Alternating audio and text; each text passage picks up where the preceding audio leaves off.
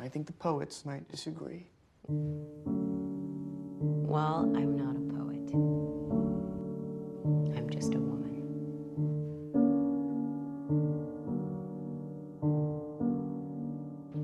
I really miss her. Welcome back to another vlog. I just spent all day editing the last one, and I honestly didn't realize until I started editing it that there were just so many hauls in that vlog. I apologize for that. Can't promise there won't be any hauls in this vlog. I'll try my best to do less this time. I'm headed off to the gym with my sister. We're gonna go do a lift session. I usually work out in the mornings, but I just had a really long to-do list today, so I just never got around to it.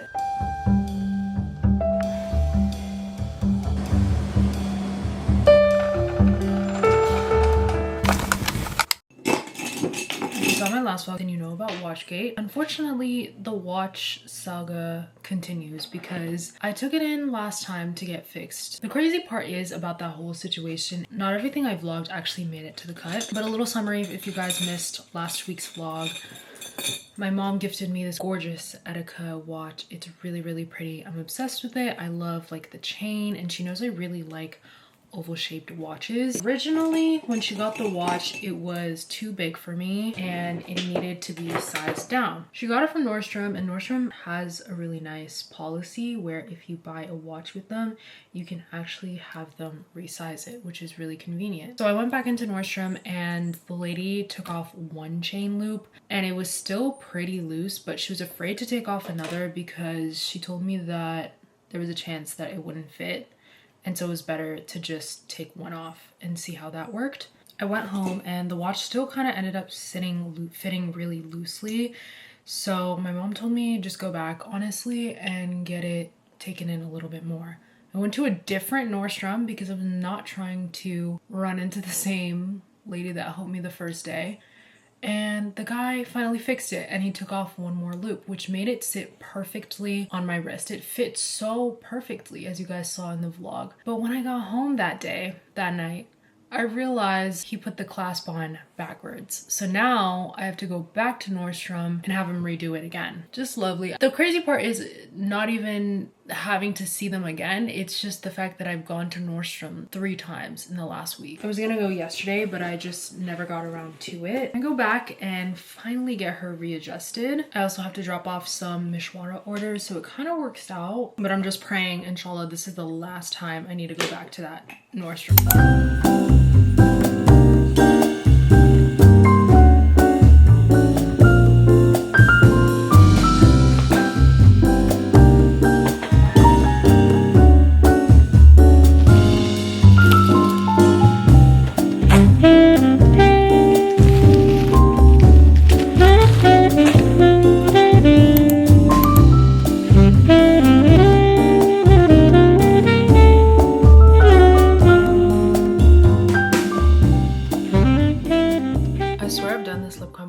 And it's come out more bronzy, but I don't know what happened this time. I'm headed off to a closet sale. I'm wearing this top that I got from ASOS along with this Mishwara sample. So I'm gonna pair it with my Teddy Blake bag.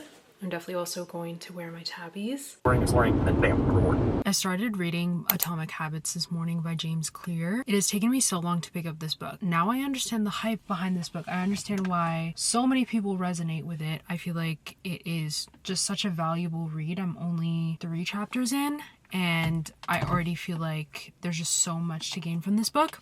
I'll definitely share more of my thoughts as I get further in, but very practical, helpful read. And I feel like this is a perfect time to pick it up. I wanted to pick it up because we're in the great lock-in season, and I feel like this will kind of help me tailor my goals and my systems just a little bit more for this end chunk of the year. I'm pretty particular about the self-help books that I pick up, but I feel like everyone and their mother says this book is incredible. I'm actually glad that I waited until this point in my life to pick it up, because I think that if I had read it when I was a little bit younger, it would have kind of gone over my head, or I wouldn't have known how to really implement it in my life.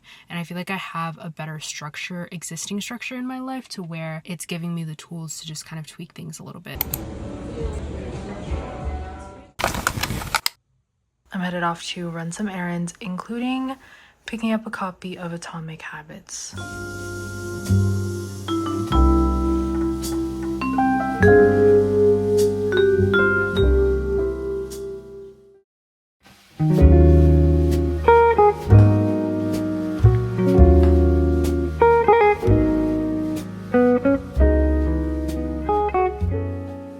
I always saw people flat iron the edges of their hijab on TikTok for the longest time, and I thought it was the most dramatic thing ever. And then I saw my sister do it, and the difference that it made in how her hijab lays, especially if you're wearing like a cotton modal material. It just lays so crisply and perfectly. Speaking of hijabs, we restocked Ombre Noir on the Mishwara site. It is honestly one of my favorite hijabs. It's been a staple in my closet, and it was one of the most popular ones from our last collection. So we really wanted to make sure that we restocked it when we had the chance. I honestly just appreciate your guys' patience, because I know it's really frustrating when things sell out quickly or when it takes a while to restock things. It is all a really slow process. It's not made in a large manufacturing house, and so that kind of just slows down the process a lot of the times. But hopefully the wait and the patience is worth it. And if there are any other hijabs you guys want to see restocked, I do have a little bit of say on the team. This hijab is fire. Why is the blue so bright? You guys, I really feel as though I'm getting sick. And subhanAllah, I was just thinking about it yesterday that I have not had a cold in the longest time. When I was in school, I was sick all the time. Every few weeks, I would get my 24-hour colds, and I just have not been. I can't remember the last time, alhamdulillah, that I've been sick. So I guess my immune system has been on a high, but it's one of those times where it's like really starting to crash, I guess. Regardless, I'm at Trader Joe's. I'm going to run some errands. My mom bought some really good fruit this week, and we just went through it a little bit too fast, so gotta go replenish that. Actually, I remember what I was going to talk to you guys about. I finally finished reading Atomic Habits, and I rated it a 5 out of 5 stars. I posted a mini review on TikTok. Well, not really a review, just raving about how good the book was and how life-changing it was for me. I read that book in 48 hours. I read it so quickly, which is really abnormal for me when it comes to nonfiction and self-help books especially. I typically like to listen to them on audio and just take my time with them, because they tend to be a little bit more dense than a fiction read, but I could not stop listening to this book. It is such a helpful tool. I feel like it gives such a great perspective from a social perspective, a psychological perspective of a lot of the things that hold us back from developing new habits or creating systems that will help us achieve our goals. And it really helps just reframe your thinking around change. It reframes the way that you look at goal setting and the way that you approach change in your own life. And I think it's a great resource and a great tool if there's something that you have in your life that you really want to accomplish. This is just a great way to kind of go about things. He's really concise. He's really clear in his writing style. So it's really accessible. Anyone can pick it up and read it and kind of learn how they can go about change in a way that's going to yield more results. Now I understand why people rave about this book so much. I think in my head, it started to lose a little bit of credibility because it was just, it was so cliche, like people picking up this book around January of every year. But I understand why, and I actually think now is the perfect time to pick it up, because you can kind of work on practicing all of the things that he talks about in the book when it comes to building habits between now and 2026.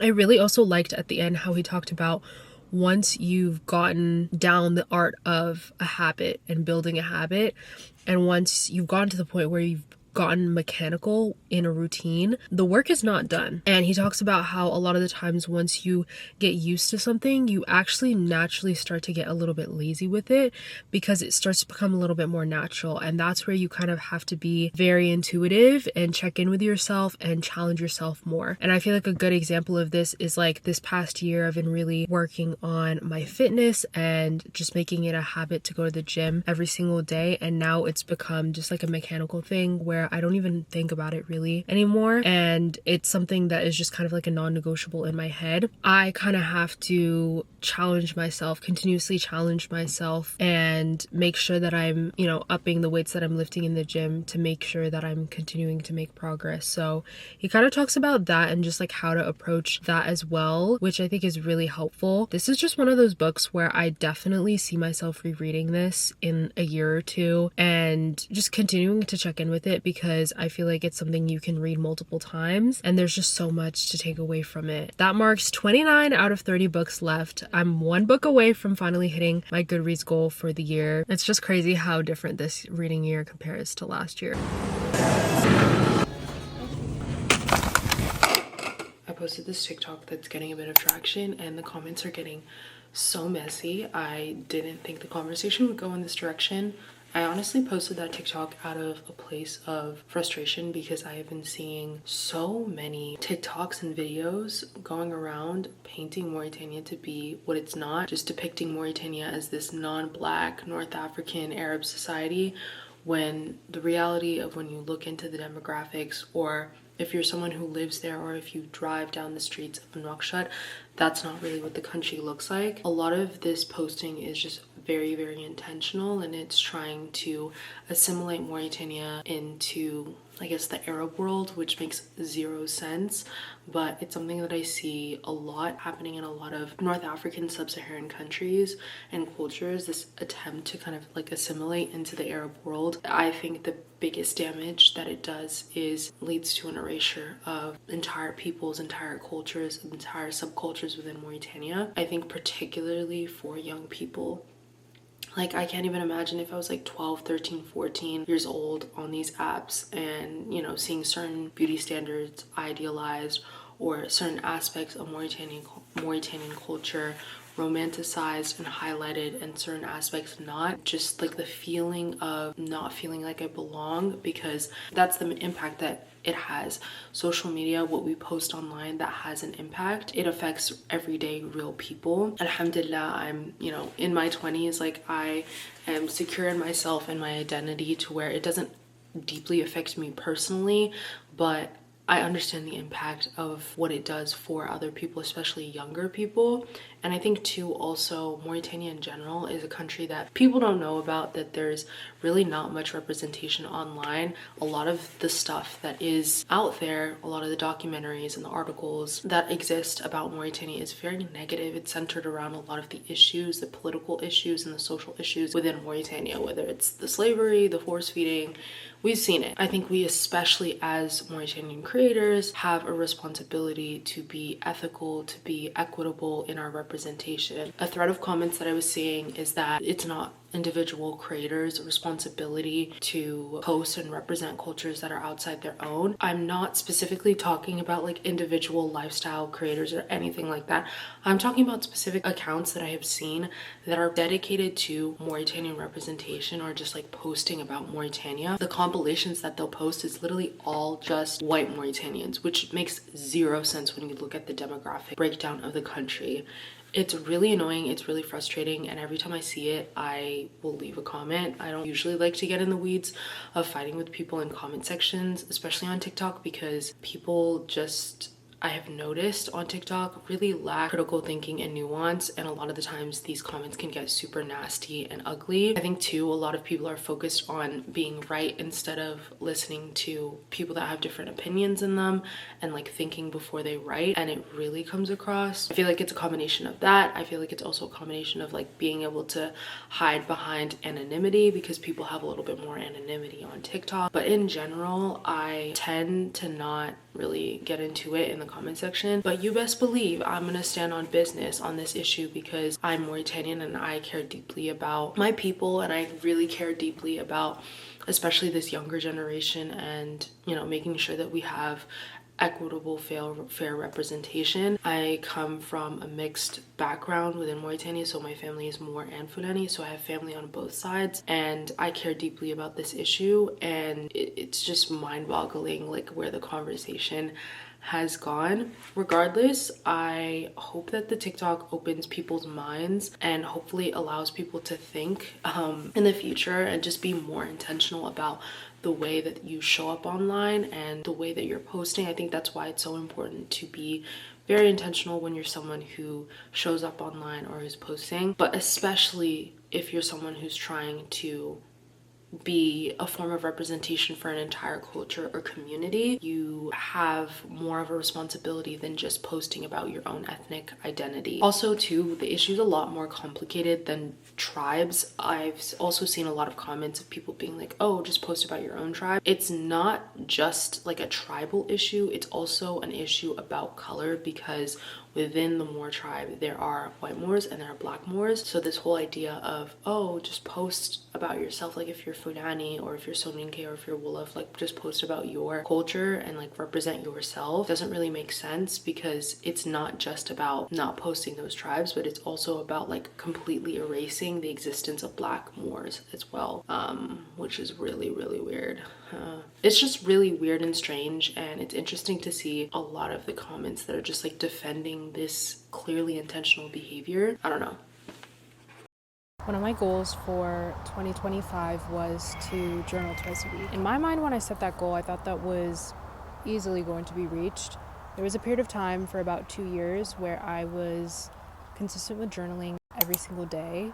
This was during the pandemic, so I had a lot more time on my hands. But in the past few years, I feel like I've really fallen off of journaling. It's something that I will maybe pick up a couple times a month. Maybe I'll go through a few days in a given week where I'll journal consistently for a few days, but I've been really just craving getting back to a point in my life where I was journaling every day. I think I've gotten to the point where I've realized with journaling that the value doesn't necessarily come from the quantity. Rather, I think the impact comes from what I get out of each session. I can journal one day for pages and pages and pages, and I could get more out of that than 4 short, abrupt entries every day.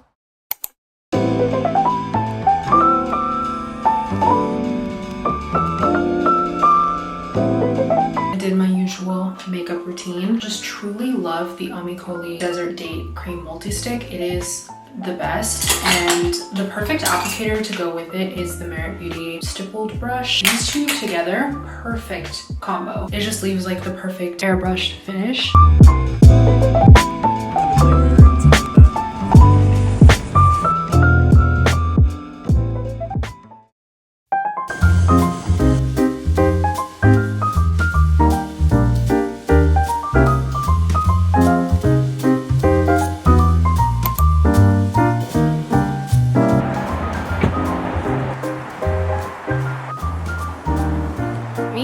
Dressing like it's fall when it's a high of 75 degrees.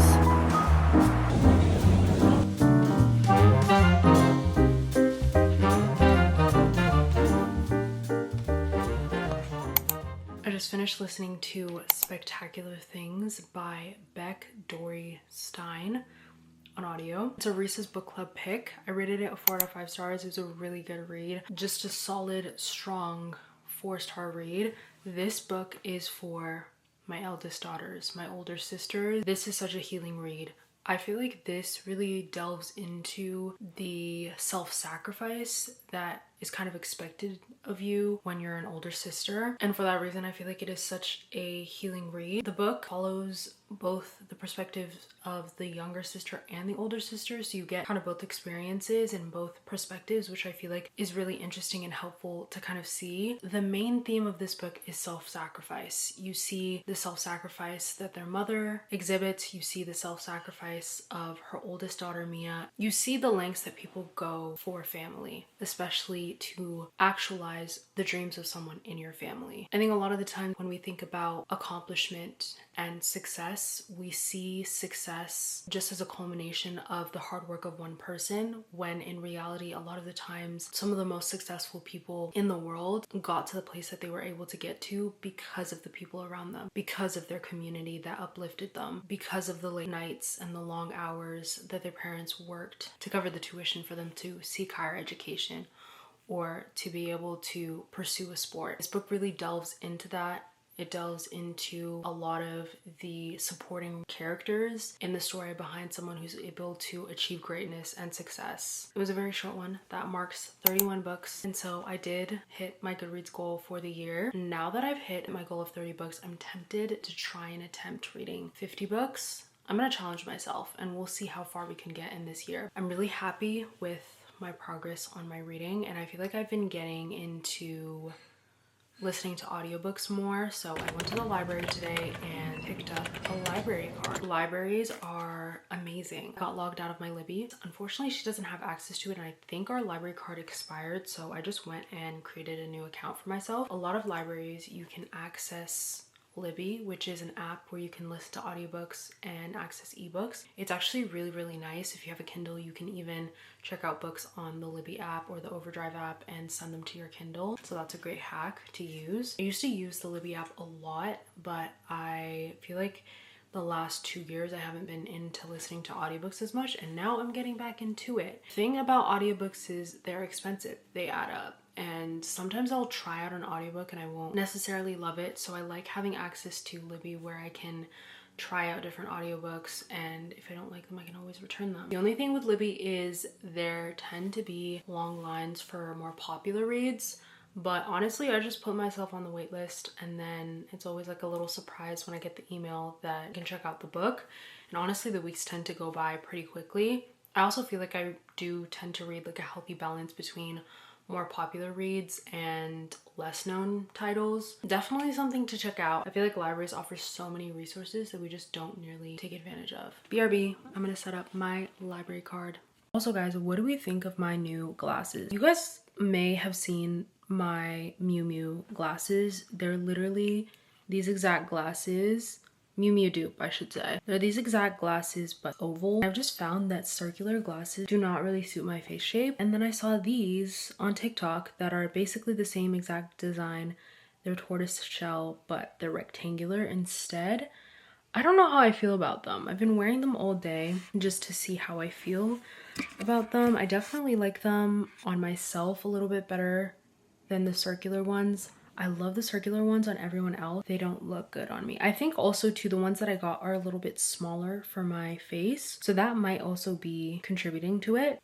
Yeah, I don't know. They're very cute and stylish. I can link them in the description box. I get them from this site called Fondue. You just put in your prescription and everything. You can even do blue light. I kind of regret not doing blue light for these. I didn't really do blue light because I typically wear contacts as long as I possibly can during the day, and then I just wear these at night. But reality is I am still sometimes looking at screens at night, so it's nice to have the blue light option for sure. But I'm a fan of the site, and I think this is my third pair of glasses from them, and they have tons and tons of cute designs, and they're really affordable too. I have personally always craved an orange fall, a white winter. I think there's something so beautiful about being able to experience the seasons changing, especially when you're in a stage of your life where it's really hard to see time move or to feel like time is moving and things are progressing.